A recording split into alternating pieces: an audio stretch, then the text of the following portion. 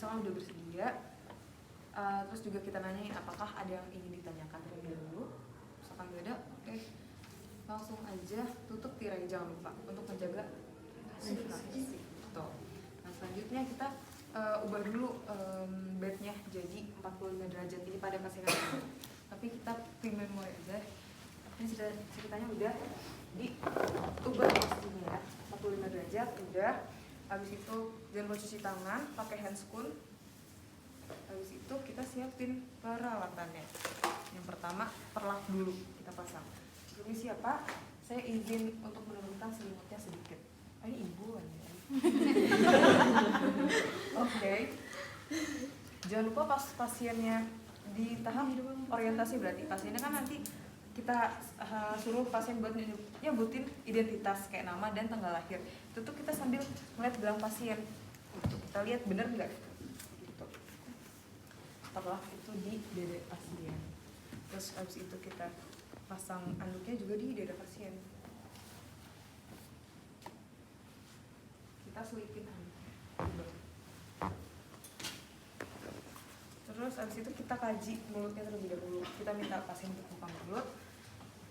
Abis itu udah, pokoknya apapun yang kalian lihat di mulutnya pasien harus disebutkan, entah itu normal, entah itu abnormal. Itu contohnya misalkan lidahnya normal nih. Baik Pak, untuk lidahnya normal. Nah normalnya tuh kenapa disebutin berwarna merah muda, tidak ada luka, tidak ada peradangan ya Pak, tidak ada sariawan. Gitu. Nah, terus misalkan nemu yang abnormal, kayak misalkan giginya bolong. Baik Pak, untuk giginya terdapat gigi berlubang di daerah mana, misalkan gigi geraham kiri bawah gitu. Kita harus menyebutkan itu. Jangan lupa gigi, gusi, lidah, yang lidah bagian bawahnya juga jangan lupa. Terus habis itu langit-langit mulut, mukosa, tenggorokan, terus bibir bagian luar gitu. Tuh udah selesai dikaji, kita ambil bengkoknya, taruh di dadanya juga gitu. Terus habis itu kita tanyain apakah ibu bisa melakukan pembersihan gigi dan mulut sendiri, menyikat gigi sendiri gitu. Gak bisa, oke. Terus kita tanyain juga apakah ibu pakai gigi palsu atau enggak. Walaupun di rekam medis pastinya udah ada riwayat, udah ada kayak sedetail mungkin tentang kondisi pasien termasuk gigi palsu itu, kita harus tetap nanyain juga gitu untuk konfirmasi ulang. Misalkan pakai berarti kita lepasin, atau mungkin kalau pasiennya bisa ngelepas sendiri biar pasiennya aja. Kita rendam, habis itu udah deh kita lakuin tindakan ke pasiennya. Yang pertama kita kasih kumur dulu pasiennya. Bisa ibu, setelah kita kumur terlebih dahulu, saya bantu dari bengkok nih gunanya untuk membuang air kumur, tapi kan bengkok kecil ya, takutnya tuh kayak bleber, makanya disediain baskom. Nanti bisa minta pasiennya suruh buang ke sini gitu, atau mungkin ke sini dulu baru nanti ditaruh ke sini gitu.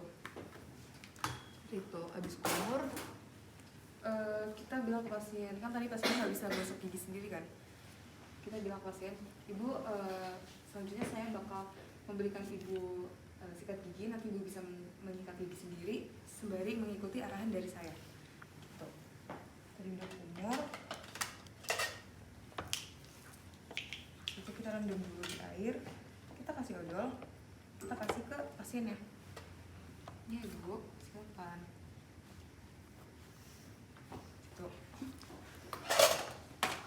Nah, habis itu kalau di OSCE nanti kita pakai pentem buat olahragain gigi ini gede banget ya, enak banget ya buat gitu. Nah untuk megangnya tuh begini ya, jangan begini karena ini kan mulutnya pasien nih, nyodok dong kan, tangan kita juga nggak mungkin masuk gitu. Nah ini aku contohin dulu ke teman-teman. Jadi yang pertama tuh kita gerakan memutar gitu, jadi dimulai dari yang sisi belakang juga, bulat sampai ke depan. Sisi sampingnya juga bulat sampai ke depan. Bulat sampai ke depan. Gerakan memutar sama sampai ke depan. Setelah itu kita gerakan mencungkil. Jangan lupa tadi berapa derajat? 45 derajat. Betul. jangan gini tapi gini ke sudut ya. tuh. Mulai dari gigi yang belakang juga, dari atas ke bawah. Kak, kan tadi nggak boleh kayak gini. Nggak boleh sudut kayak mulut pas. Oh iya, terima kasih, aku lupa. Ini berarti gini pegangnya sampai ke depan sama. Ini juga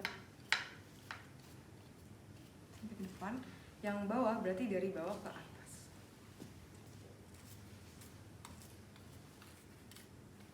Gitu. Ini juga. Gitu. Terus selanjutnya kita ngebersihin yang atas giginya ini. Gerakannya sama, memutar. Bulat sampai ke depan. Sama sisi sampingnya juga. Sampai ke depan. Yang atas juga sama. Bulat sampai ke depan. Bulat sampai ke depan. Gitu. Terus selanjutnya kita membersihkan gigi bagian dalamnya. Ini. So, kita cukup kayak nyeret keluar gitu ya. Ini mencongkel keluar.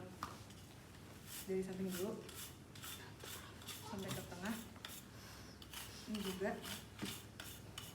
Dan yang atas juga. Berarti nggak mencongkel ke atas gitu ya? Yang bawah. Ini mencongkel nggak sih atau nyeret keluar? Nyeret keluar. Oke, berarti nyeret keluar. Gitu. Udah. Habis itu jangan lupa buat bersihin gigi, lidahnya dari dalam keluar. Nggak ada berapa kali, yang penting itu sampai bersih. Dan jangan kelamaan juga, takutnya pasiennya muntah. Gitu. Udah, selanjutnya kita suruh pasien buat kumur. Kumur. Terus kita pakai ini membersihkan sela-sela gigi pasien. Pakai dental floss. Nanti kita kasih dental floss ke pasien juga, jangan lupa kita kasih juga, sama kita peragain. Gitu. Tadi kan gini. Namanya dari sini dulu. Kanan kiri. Berarti kalau dari kanan kiri kanan ya. Kiri kanan kiri kanan kiri kanan. Nggak kelihatan ya hasilnya. Bentar. Kiri kanan kiri kanan sampai ke depan. Gitu juga sisi sebelahnya. Pelan nggak? Kiri iya kanan kiri kanan kiri kanan kiri kanan kiri gitu. Jadi kedua sisi harus dibersihkan. Begitu juga gigi yang bawah gitu deh. Kak, mau tanya, itu kalau misal pasiennya kan dikasih dental floss sendiri, nah itu adanya yang benang doang, terus dia nggak bisa ini gimana Kak? Makanya dia nggak bisa makainya. Kita ajarin dulu. Atau mungkin kalau di rumah sakit lebih praktis ya pakainya ada pegangan gitu. Kayaknya sih gitu ya kalau di rumah sakit. Gitu teman-teman. Bisa ulang ini nggak? Oke. Gitu. Jari tengah. Mulainya dari jari tengah dulu, dipegang ke jari tengah dulu. Gini. Atau masih gini nih, gini. Ke arah luar. Nah, situ diputar sampai balik lagi. Terus itu dipegang pakai jari telunjuk sama jari jempol. Nah, gitu. Gitu. Nah, selanjutnya langsung aja kita pakai kasa. Tadi kan udah ya kita siapin kom kecil. Kita rendam dulu pakai mouthwash. Kita rendam. Udah. Habis itu sama aja caranya kayak gosok gigi yang tadi. Cuman bedanya peralatannya. Bulat-bulat sampai ke depan. Sisi sebelahnya juga, bawahnya juga. Habis itu ini maaf, bulat yang atas dulu. Habis itu sisi kirinya sampai depan. Habis itu ganti, buang di sini. Habis itu kita ganti kasa. Yang bawahnya juga, bawah kan udah selesai, ganti lagi. Habis itu yang mencungkil juga, terus sampai depan ganti. terus itu bawahnya juga set ganti, terus itu bulat-bulat sampai ke depan, ganti lagi gitu, bulat-bulat yang atas juga sampai ke sini, ganti lagi buat yang bawah, atas dulu nggak apa sih, yang nyeret itu set ganti, yang atas juga ganti lagi buat yang lidah, udah gitu teman-teman. Nah habis itu udah nih kan pada pasien yang sadar itu udah tusuk gigi, habis itu kumur, tadi udah pakai dental floss juga, habis itu udah deh kita beresin alat ke tahap terminasi dan dokumentasi, udah gitu selesai. Terus selanjutnya kita pada pasien yang nggak sadar, dimulai dari sini ya teman-teman, dari dalam kanan. Ini harusnya masuk ke sela-sela gigi, tapi kan ini pentem rapat-rapat giginya, jadi nggak bisa masuk sampai ke depan tengah gitu. Kita mulai lagi dari sini ke sini juga, begitupun gigi yang bawah, dari dalam dulu keluar tengah, habis itu kita mulai lagi dari yang dalam ke depan gitu. Nah kalau benang sama aja. Oh ini gigi kan punya dua sisi ya, kanan dan kiri, satu gigi punya dua sisi, kanan dan kiri. Itu kita harus ngebersihin dua-duanya. Jadi contohnya gini, kelihatan nggak semuanya? Ini kita masukin, kita congkel kanan kiri gitu, harus dibersihin kedua sisi. Jadi nggak boleh yang kanan itu nggak boleh, karena sisi sebelahnya nanti nggak kotorannya nggak keambil gitu, jadi masih tetap kotor. Jadi kedua sisi harus dibersihkan seperti itu. Mungkin langsung aja kita coba ke pentem, jari tengah, pegang jari tengah sama jempolnya, terus kita lilit, disesuaikan. Habis itu kita fiksasi atau kita kunci pakai jari telunjuk dan jari jempol gini. Tuh, teman-teman kalau mau nyoba silakan. Terus abis itu sebelum melakukan tindakan membersihkan sela-sela gigi pakai benang gigi ini ke pasien, teman-teman tuh harus kasih edukasi juga dan disclaimer ke pasien, kayak benang gigi ini tujuannya buat apa sih, kalau nggak pakai benang gigi itu kenapa, terus habis itu apa sih yang bakal dirasain pasien pas dilakukan pembersihan menggunakan benang gigi ini gitu. Nah jadi nanti kan pasien tuh pasti merasa tidak nyaman, terus juga mungkin sedikit sakit juga gitu. Terus juga seringnya tuh gusinya juga berdarah gitu. Jadi itu tuh sebenarnya normal gitu. Jadi kita bilang ke pasien kayak Bapak mungkin nanti agak sedikit tidak nyaman, atau mungkin agak sakit sedikit, atau mungkin nanti gusi Bapak bisa berdarah, tapi itu adalah hal yang normal. Nanti kalau berdarah kita bisa kumur aja ya Pak. Kalau misalkan bapaknya tidak kuat untuk melanjutkan atau mungkin terasa sakit, bisa bilang ke saya gitu. Terus kalau misalkan benar-benar nggak bisa dilanjutin lagi, ya udah kita stop. Kita juga harus menghormati keputusannya pasien gitu. Misalkan kalau di aslinya nih di rumah sakit udah nggak mau banget, kayak baru diedukasi tapi udah nggak mau banget gitu, ya udah kita hargain keputusannya pasien juga gitu. Udah deh, ada yang mau ditanyain dulu? Nah, itu kan mau ngebilas giginya, kalau yang begini doang kan nggak kena gitu. Jadi harus disusurin pada pasiennya nggak sadar gitu. Nah kalau buat ngeluarin air kumurnya kita pakai catheter suction. Nah sebenarnya ini tuh ada alatnya, nanti ini disambungin ke alatnya yang nyedot sendiri gitu.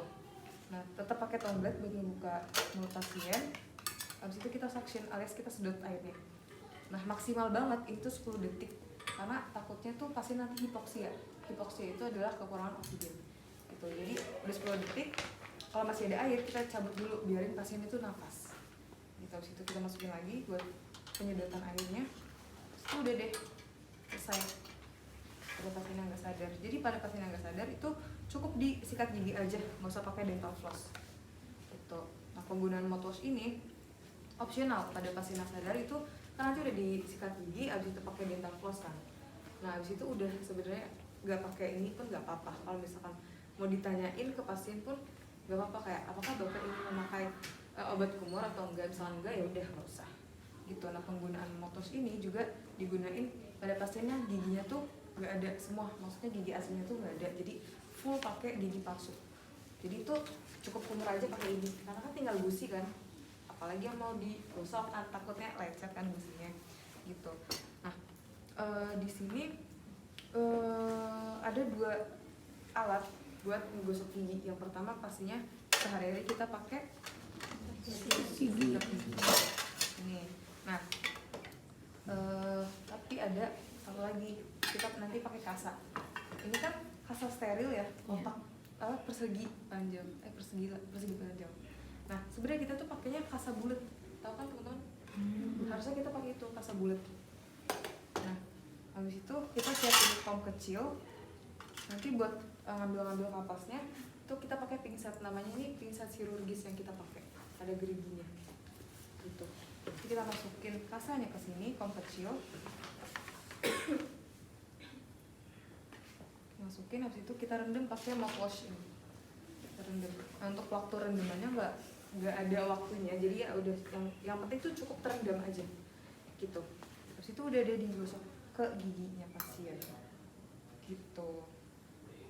Nah ini tuh bisa dipakai pada pasien yang sadar atau tidak sadar gitu. Nah kenapa ini juga diajarkan ke teman-teman, karena kata para Radit ini tuh justru lebih banyak digunain di rumah sakit, katanya gitu. Terus setelah itu apakah ada yang ingin ditanyakan terlebih dahulu sebelum kita coba ke pentemnya? Belum.